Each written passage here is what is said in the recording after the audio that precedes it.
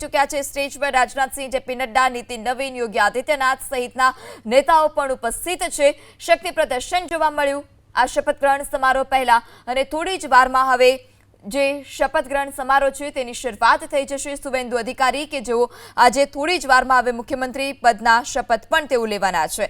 શુવેન્દુ અધિકારી કે જેઓ અમિત શાહને જ્યારે શરૂઆત હતી તેમનો શરૂઆતી દોર હતો ત્યારે પગે પણ લાગ્યા હતા। બંગાળમાં 3 બેઠકવાળી ભાજપ જે આજે 207 પર પહોંચી ચૂકી છે।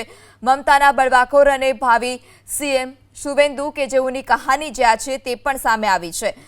27 નવેમ્બર 2020 પશ્ચિમ બંગાળના પરિવહન મંત્રી અને દીદી ખાસ સિપરસાલા શુવેન્દુએ અધિકારીએ રાજીનામું આપી દીધું હતું। વિધાનસભા ચૂંટણીને માત્ર 5 મહિના ત્યારે દૂર હતા અને શુવેન્દુને જવું કોઈ મોટા કિલ્લાના પતન જેવું તેમને લાગતું હતું અને પહેલા 3 બેઠક ફક્ત અને ફક્ત 3 બેઠકવાળી ભાજપ જે આજે પશ્ચિમ બંગાળમાં 207 બેઠક પર પહોંચી ચૂકી છે। પીએમ મોદી પણ જે છે તે હાલ અત્યારે પરેડ ગ્રાઉન્ડ ખાતે પહોંચી ચૂક્યા છે અને થોડી જ વારમાં આ શપથ ગ્રહણ સમારોહ જે છે તે શપથ ગ્રહણ સમારોહની શરૂઆત થઈ જશે।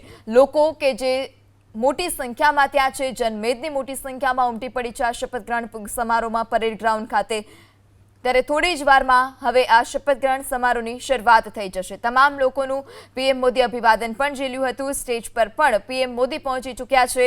જે કેબિનેટ મંત્રીઓ છે તે પણ સ્ટેજ પર હાજર છે।